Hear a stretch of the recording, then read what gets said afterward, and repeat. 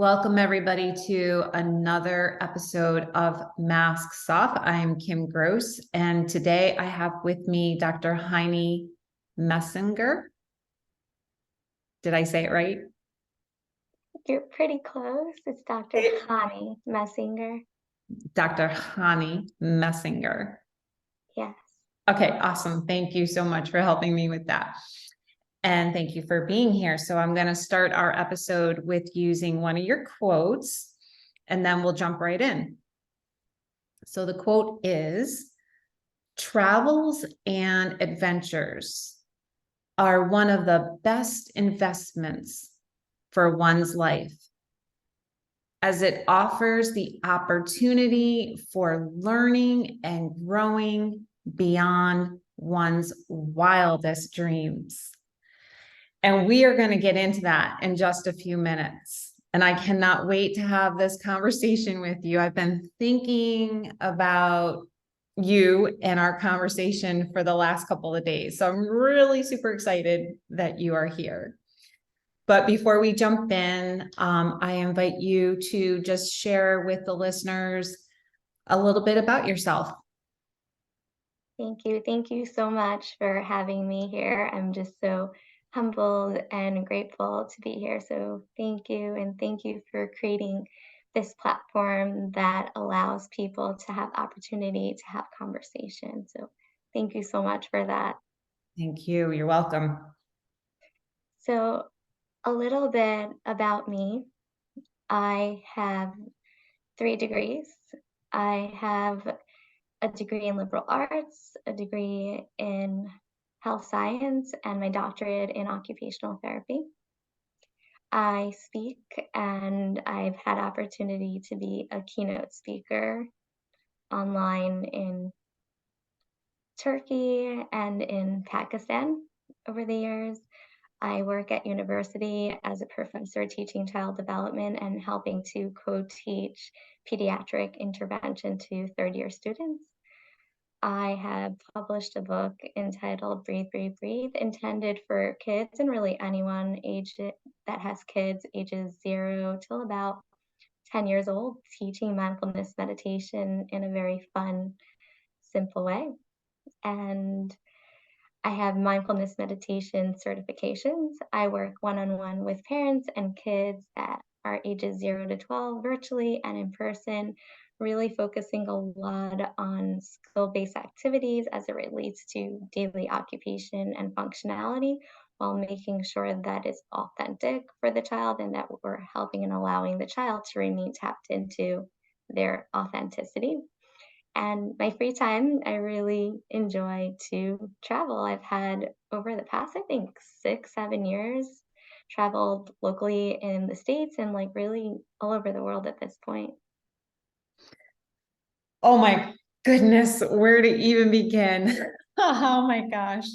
Okay, so first of all, that is so much that you have accomplished. And I want to right now just take this opportunity and highlight that you are 31 years old. You have accomplished all of that and you're 31. Like, that is so incredible, first and foremost.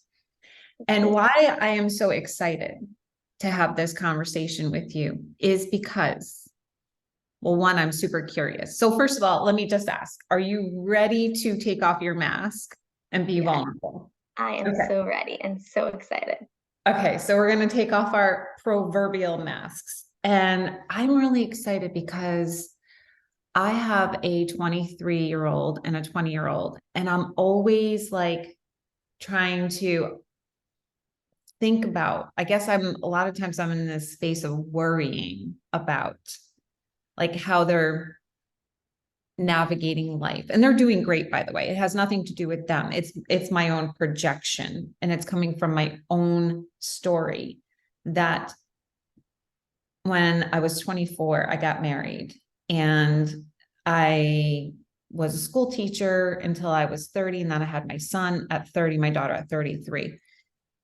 And I don't really remember when I was in my 20s if I had a strong desire to travel or to see the world. I think that I did. I remember like having this feeling that I wanted to be expansive.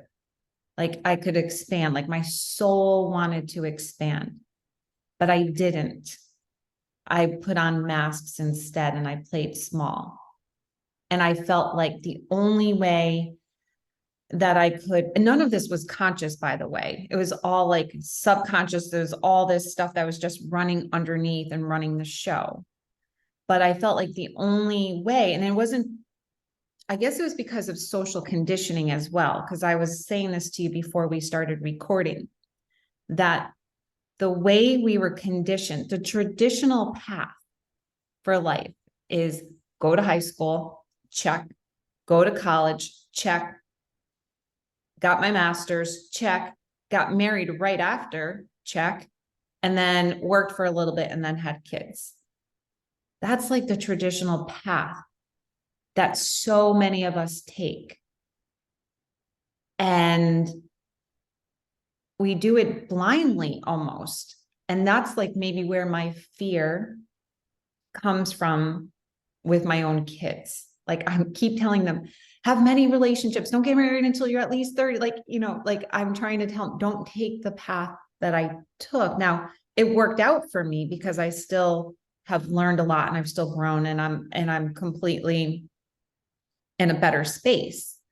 But still, I see your path and I see you going this whole different way. And I would love for you to share your journey because you have accomplished all of those things that you just talked about. You've traveled so much alone. And I asked if you were in a committed relationship and you said you're not. And I would love to know, like, what has that been like for you to do all the traveling alone, to not have a relationship? Do you at times, I'm asking you so many questions and I'll come back and repeat some of them, but you can see how excited I am to have this conversation with you. Yes. I like, tell me everything, honey. Tell me, please. But you know what I'm saying? Like, and were there times when you were traveling or just in your life and you're like, did you feel that kind of knee-jerk reaction almost to, I have to have a relationship to be okay? Okay, microphone to you now. Um, so I was also following the typical traditional cultural paradigm. I went to school and I'm definitely a little bit overschooled, I would say, at this point. And I was following that path also. And I don't know if you know this, and maybe some people know this about me. So, what really started to trigger this need of wanting to travel, it really started when I was about 18 years old, maybe even 17 years old. I had opportunity to go to Israel for the first time. And I grew up in a very close knit, religious, Orthodox Jewish community in which I didn't really have that much exposure to the world. When I was 17, I went to Israel, and then that's when I started to see like there's a world beyond my Brooklyn home. Like there are people of all walks of life here, and I started like questioning, and I even really started questioning earlier on, but I started like questioning different things about what I was seeing happening within the community. And I continued and I followed the journey. I kind of like closed my eyes to what I saw and what I was experiencing. I would mention it to family and they'd be like, no, no, no, you need to like date, you need to go to school. So I did follow that trajectory. Like I was 19, I was dating, I was 20. I was 23 years old and I was in a relationship. I dated someone for 3 months and I got engaged. And I was like, so everyone was so excited for me. And they're like, oh my gosh, this is amazing. This is so spectacular. Like, you know, you're going to start a family and you're going to get married and you're going to have this and that. And I wasn't feeling that. I was experiencing significant panic and significant anxiety. And then I was thinking, like, what is wrong with me? Like, this is what a young Jewish religious Orthodox girl is expected to do. This is what seen pretty much all my family members do. Yet I was experiencing like panic, like I to the point like I couldn't breathe and I wasn't functioning. And then certain people were saying, well, this is normal, it's okay, you're going to be fine, everyone has the jitters. But there was something in like my heart that was just not letting me like go through with this. And there was triggering points and there was things that happened that led to that point. But parents, cousins, aunts, uncles, 23-year-old telling like this is what you should be doing. And I was like, no, I cannot do it. And within a few weeks, I broke off the engagement. And that was like a pivotal point for me to realize like, is this something that I want? Maybe I'll want it in the future when I'm like 28, 29, 30, or maybe it's not the time right now because I wasn't feeling it yet. Everybody was doing it and I was being told that this is what you should do and you should be feeling good and this is like normal and it's okay and it's going to go away. But something within me was like revolting and I couldn't do it. And that's when I really started to go even deeper onto myself. And I was introduced to Dr. Shafali at that point. And it was about discovering and it was about realizing the conditioning that I grew up with as a very young girl. Like you get married and you have kids and you have the picket white fence and you have the house and you do all these different things, which is great and amazing and spectacular for some people that are interested and they want to do that. It's not to say like, oh my gosh, like, this is crazy and don't do it. For some people, this is what works. This is a projection. This is their life. This is their way they're going about it. Beautiful and amazing. Yet for me, there was just something in myself that I was like, I cannot. And this is not something that's resonating for me right here, right now. And it's just shifted, releasing dating, releasing the idea of getting married, and just discovering and getting a sense of who I am. And from about like 24, 25 and onward, traveling locally in the States, having opportunity to travel like all over the world. And the travel might be perceived as like, oh my gosh, this person is like all over and doing all these different things and showing this or that or whatever. But ultimately, the intention of what I'm traveling is the experience of connecting to culture, connecting to the people, having conversation, experiencing and doing new things, like things that I never did before, like going in a hot air balloon or going on a meditation retreat, like experiencing those things, not to like have to say, oh, I went here and did this and did this. It's more about like that experience that it's allowing me to further get to know who I am and to come home to myself and to release some of the conditioning, some of the charges, to just really get to see who my soul is, who my essence is. And that's like the primary reason of why I travel, why I speak, and why I'm doing with what I'm doing. And at the same time, during the journey and like being in a specific type of community does make it challenging because yes, in the future, I do want to get married and I do want to have children, yet I'm not going to like push it or force it. I'm going to work as much as I can to be whole within. So when that right person shows up, it's that cherry on top type of piece. And it's through that travel. And the journey is sometimes really lonely. And I am alone a lot of the time. And it's about just coming home and feeling comfortable with my own being and my own essence and its questions and asking big questions that people may feel uncomfortable and talk like asking about that, asking about like why am I doing things and poking holes within that also further like helps me and has been helping me along the journey. God, that I'm gonna tell you that was beautiful. And literally I had like goosebumps when you were saying that because when I'm like living through you, like, wishing let me stop there. Well, okay. No, I will take my mask off. Yeah. Like I wish, that I had done that when I was your age. I wish that I had been able to, because I think I kind of had that stirring in me, but the difference was that I didn't listen to it. So that was my question. That's my next question for you. When you were 23 and you were engaged and you had that feeling come up of like, this is not right for me.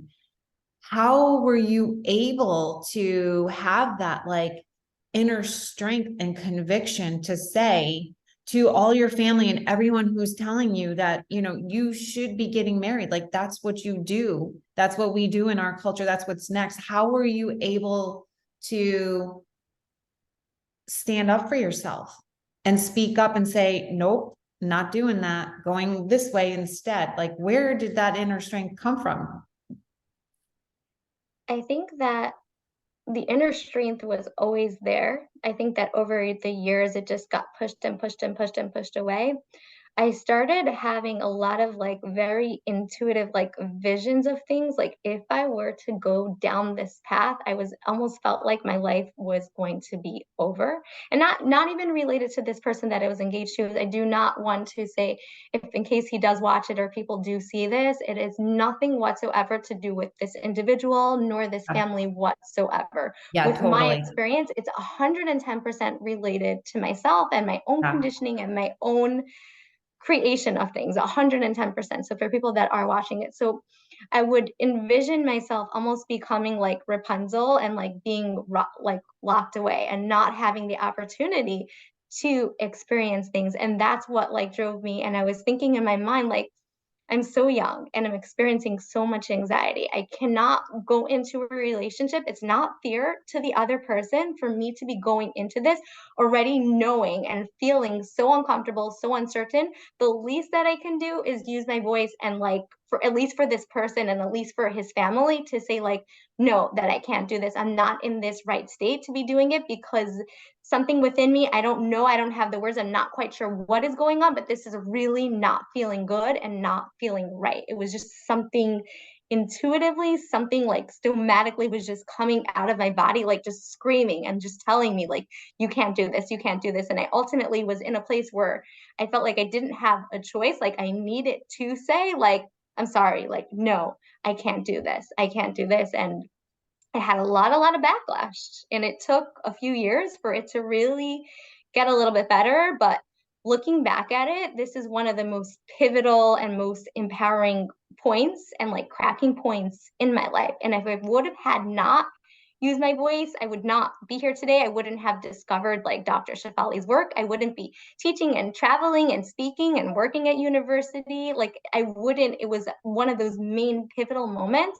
that I can see how it significantly shifted the projection of my whole entire life and future generations for my children and for other family members. 100% agreed on that for sure. So then my next question is that this ability or this skill that you use to speak up and speak out and to kind of have the inner strength, even when you're traveling alone, because that does take a certain amount of inner strength, gumption. Inner strength is all I can think about to be able to just travel alone.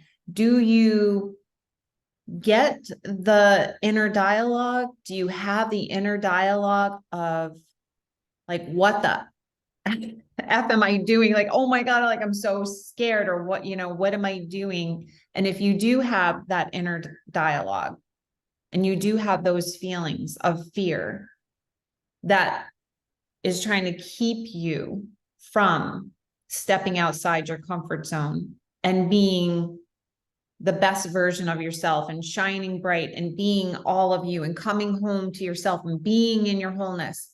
Like, do you have those fears? And what, if so, what do you do? What's your practice for overcoming them and still stepping out into the world?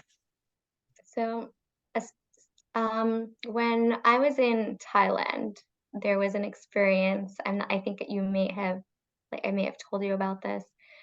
It was about 9 a.m.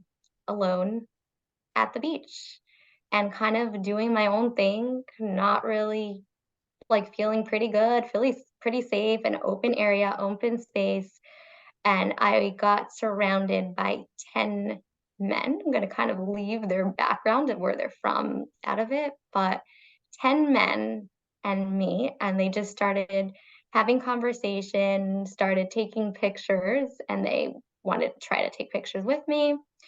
And what did I do? I just got up and I walked away and I went back to my hotel. And I would say from the travels that I've done, that was one of the most scariest moments, like thinking about like what could have, God forbid, happen to me. And especially I'm like so far away from New York, like who can come get me? And even if I'm having friends in that area, like I'm like in this third world country and here I am. that triggered and made me think about my safety on like a whole nother level. So when it came to future travels or internationally, I started to feel like pretty uncomfortable going. And it was this place of like, God forbid, placing myself in a situation where I can get killed or raped or murdered, or like really, really negative and bad things can happen to me. So I took that step back for a minute and I just reflected and feeling the feeling the anxiety and thinking, how can I prevent something like this in the future from happening? And there's really not much that I could do about it, or potentially traveling with friends or making sure people know about my whereabouts. But after that experience, I was a lot more mindful traveling internationally till this past year. I was in Guatemala and I did travel independently. I did meet up with friends like in Guatemala, beginning at the end, but then I went into it of noting that the universe and the world that we live in is good and I'm always protected. And no matter with how I'm showing up, the energy is going to be reading out into like the environment that I'm in. And I went into it like noting that and meditating on that, and not being out late at night, but not being out super early in the morning, especially being a female and being alone, yet living life and doing it anyway. Like, I have this life, I have these moments, I have the ability to have these experiences, and I can stay home and close the door and lock the keys, or I can go out and explore and yet be mindful and intentionally cultivate this space that I feel this love and protection surrounding me, while also making sure like people know where I'm at and being, a little bit cautious and discerning where I'm going and the things that I am doing. And just when the fear does come up, is embodying and feeling it, noting it, and just doing it anyway. I love that. Such a great balance of that. And I think that's what I'm also being aware of as well, or at least I know for myself with my own experience, that what I've had to learn to do throughout life is how to create my own inner safety. Because for me, I always had this fear that I wasn't going to be able to handle any situation that came along. And it really for even most of my adult life. And it was really front and center for me. And I was really challenged with it 3 years ago when my mom was in the hospital and she would talk about dying. She was like on her deathbed. She had like she went into cardiac arrest.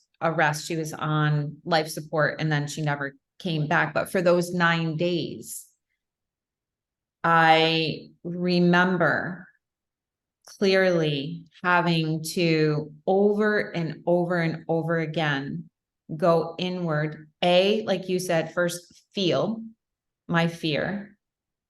I had to feel it. I couldn't ignore it, repress it, or push it down. So I did that first and foremost. And then my adult self kept telling my little girl self, who was so scared, because I always had this pattern of being scared around people who were sick, especially, and being in hospitals and things like that. And just saying, like, reminding myself and telling my little girl, like, it's okay. I'm here for you. We'll get through this. We can get through this. We've gotten through so many things in life. Look how far we've come. You're good. You're safe, like over and over and over again, because I had to make a really hard decision about my mom, like whether to keep her on the life support or not. And so it was like all of these decision makings that I had to do. Could I do it? Could I not? I was scared, sourcing what I think I'm trying to say. It's a skill almost that we have to really learn how to source our own inner safety, because at the end of the day, yes, we have friends. Yes, we have family. Yes, we can turn to this one. But at the end of the day, we have to be able to be there for ourselves. And I think about you and your story, and I think about you traveling, and I think about you having to rely on yourself and depend on yourself to coordinate so many details, first of all, just to travel the places that you traveled, and then figuring out your own meals and your own entertainment, and how, when you are feeling lonely, what can you do? Like all of that, you have to rely on yourself at the end of the day. So have you had times where you struggled with that, or was it always something that was like first nature for you? Um, so the way I grew up, everything was like set, like food and like school and like so I everything was like set. I didn't really need to do much growing up to the degree of like how to dress, how to act, like growing up in this almost this like life book way of life of like this is Mm. how you eat, this is how you drink, this is how you walk, this is the type of school, this is how you're dressing, this is what you're going to say with this thing or this situation or whatever it may be. So I grew up very like things like really given, told, directed, not having the opportunity to really have that much independence at all. And then through travel, really like just the world at my fingertips. I can have dessert for like breakfast if I choose to. I can choose to eat, sorry, vegan or not. I can choose to go to the beach and cover up or not, like not having those options. And it just offered the freedom for like all these different experiences, yet I never had that place of like really needing to take care of myself, really needing to figure out everything, especially when I'm internationally, like on my own. Like there's no mommy or daddy or friends or family or anyone to do it for me. So what happens? I naturally needed to figure it out. Where's the grocery store? Where can I get food?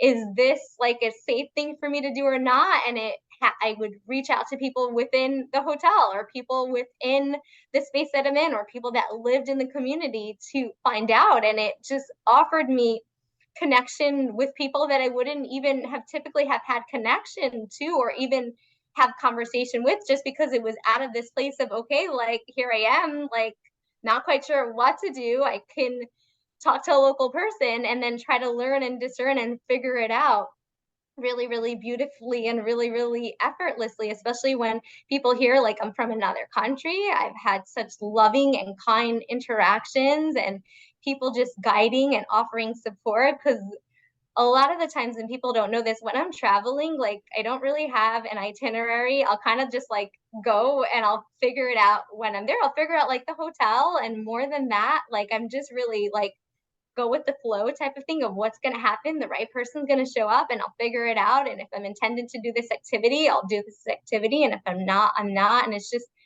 trusting with the flow of things, while at the same time, like so not attached if I get to see everything or nothing, or if I just have a conversation for an hour with, a local person when it comes to that too. I love that. That's beautiful. And let me ask you this question. So would you have it any other way? Or do you sometimes get into that space of, oh, I just want my mom. Where's my mom? Do you have those moments? And So or I are you do. I definitely do have those moments, and I'll FaceTime mom or I'll call mom and I'll be like, hi, here I am. Come join me in the top of the Eiffel Tower. Or come join me in like on the Grand Canyon. Like, please. So I Yeah. definitely do have those moments. And I think over the years, and especially the last like year or two, I've built up such an incredible support system of like Mm. really beautiful friends. And I became a lot closer with a lot of my family members that even if I'm away, like they're still with me. And I always like one of my favorite things is, I forgot which author said this, no matter where you go, you will always follow. Mm. And it's the realization like early on in my travels, like I felt like I'm traveling to South Africa, like the Chanie is going to stay in New York and there's going to be a different Chanie showing up in South Africa. I think this was in 20 like 16 or 2017, not realizing that I do go wherever I am. Like I always follow, like this naive young Connie is like, no. And then it was a realization when I am traveling, like I really don't feel like, even if I'm physically alone, I don't feel alone. And even if I'm Mm. spending the weekend alone, I'm not necessarily feeling alone per se, because I know that there's social media or my friends or my family are like at a click of a finger and I can always reach out, even though when I am alone, I do feel lonely at times and I do seek and want that connection of like physically being in contact and being with people. And so that's an area that I've been like working on facilitating more community and direct interactions with people. So I'm glad you brought that up, and we'll explore this and then we can wrap it up. But that's what I was wondering next. So you talked about that lonely piece. So you're 31 and you were engaged at 23, broke it off. And then since then, have you had any committed relationships? No. Okay, so then beautiful. And I guess what I'm trying to ask, or what I'm wondering about, again, I think it comes back to this like social conditioning, or when we start to feel like on the inside that we are super like alone and lonely, that our go-to is to want to reach out and like have to have a relationship. Like that's going to be the answer. If I just get a boyfriend, or if I just in a partnership or whatever, that's going to, if only I had a boyfriend then, or if only And I then was we married have the then. boyfriend, and then if only I have a kid, and then one Yeah. kid, and then two kid, and if only this happened, and then it's like if only, and it just keeps on Yeah. So like adding to. Mhm. how do you navigate that? I navigate that knowing that exactly where I'm meant to be is exactly where I'm meant to be. If I'm meant to be in a relationship, I would be in a relationship. If I'm meant to have a different job, I'll have a different job. And I just trust and know that this is exactly where I'm meant to be. And I sometimes do get caught up with friends or family, and they have their like cute little kiddos or this or that. And I know though that in reality, there's this perception of how life is looking and being perceiving. But then on when I actually look a little bit deeper, or if I think a little bit deeper, like, yes, it looks picture perfect and amazing, yet ultimately there's other details that are coming into play. You're not sleeping at night, the kid is sick, or this job is paying really well, but then I'm not feeling really happy or feel really fulfilled. And there's these other elements that I also like see and note from like experience of being in a relationship and from experiencing just talking to friends or family too. Like it's deceptive because there's no picture perfect, and there's never going to be a point, I think, in anyone's life where we're going to feel like, okay, this feels like enough. Like I have $100. Okay, this is enough. But then it's like $200, or I have this house, and then it's a house with 2 bedrooms. And now it's a house with 5 bedrooms. And we always tend to go into that place. And I realized that I'm always going to maybe go into that place of wanting this or wanting that. But then ultimately just like trusting and just appreciating with what do I have and what am I grateful for in the now. And I do want to be in a relationship and I do want to have children, but I will not be forcing, not, it will be coming out of this abundance and this place of wholeness and beautiful growth, like spiritually beyond like the physical elements of things when it does come to that. I love that. And what I hear you saying is like the grass is not greener on the other side. It's such a true cliche or saying.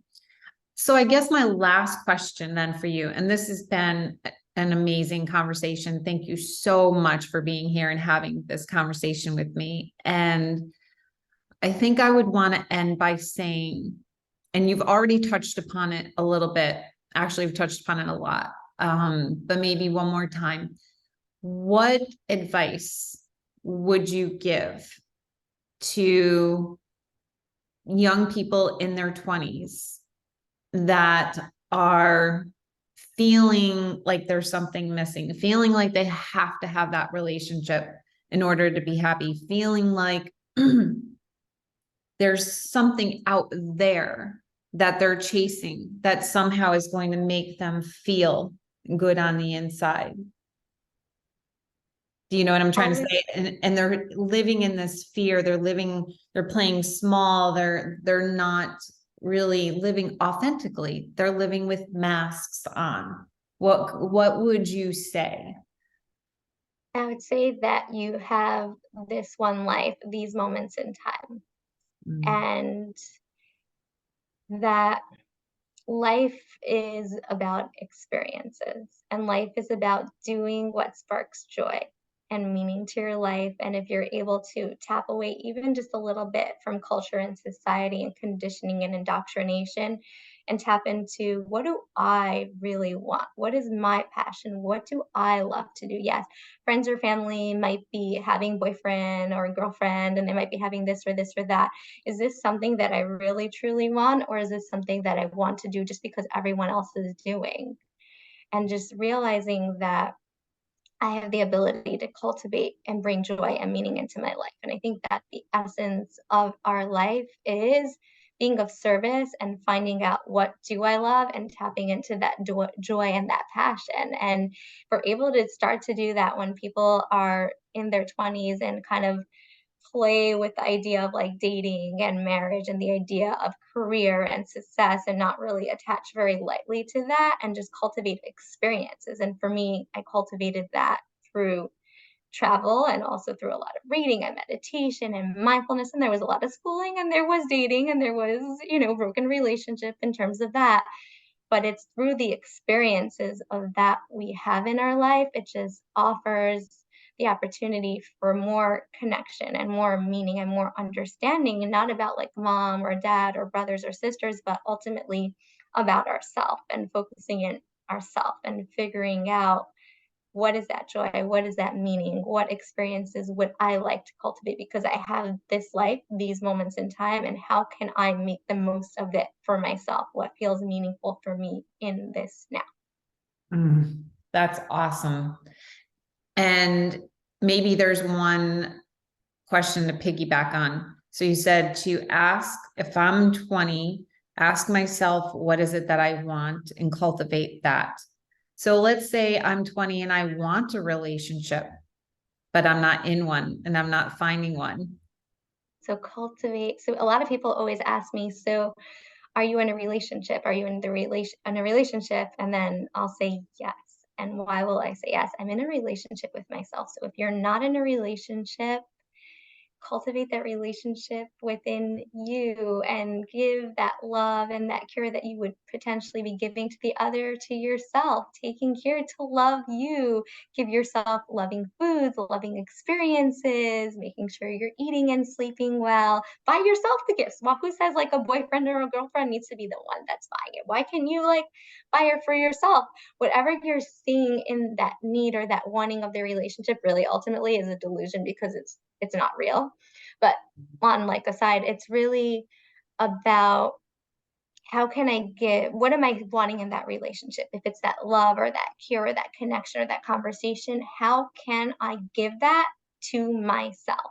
How can I develop those skills so that when I am in a relationship, I'm able to give that because I developed those skills within me? Oh my God, that is awesome. So beautiful. Thank you so much, Chanie, for being here. I'm blown away. I'm blown away. I am just so impressed by how much wisdom, strength, growth that you have. I remember seeing you on stage at Dr. Shafali's Evolve event, I think in 2019. Yeah. And even from then until now, how much growth, it's incredible. And even then I was like, wow, this is amazing. She's amazing. So I think that you are a beacon of hope and light for the world, but particularly even for young people, like in their 20s, and how to navigate and do this thing called life in a whole different way. So thank you for being here. Thank you. I'm just so humbled and grateful. And thank you so much for all that you do and for having this beautiful podcast and for giving me a voice to be able to be vulnerable and authentic and to share a little bit of my journey. Yeah, thank you so much. So thank you everybody for being here for another episode of Masks Off. If you liked what you heard today, I would love for you to comment, subscribe, or like, and I will have all of Chanie's information in the show notes for how they can find you. I think you're on Facebook, Instagram, And LinkedIn. and LinkedIn. And do you have a website or an email address that you gave me? I have a website and an email. I think my website is down, but my email is Okay. there. Awesome. And I will put all of that in the show notes for anyone that is looking to connect with you. So please connect with Chanie. She's amazing. And see you next time on Masks Off.